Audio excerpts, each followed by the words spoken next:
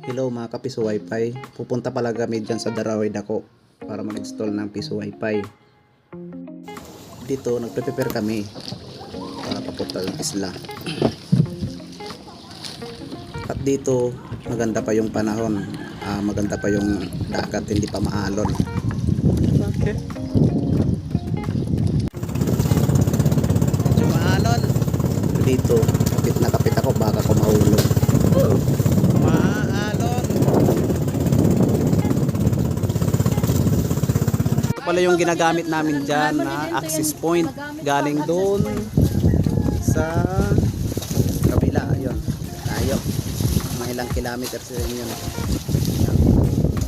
Yun yung gamit namin na access point dati. Pero yung nagano ito, pinaubayo ko sa kasamahan. Pero ngayon naglo-load na lang kami ng unlimited. 5G naman siya, malakas. Yan o. Maabot siya ng 50 Mbps to 40 Mbps.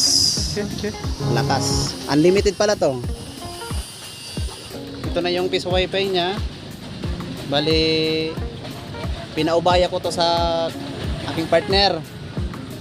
Ang problema lang yung pinabayaan niya, pero okay lang kasi naayos naman. Ito na yung smart 5G niya. Ito pala yung guys, yung smart 5G niya, yung dumating TV Plus.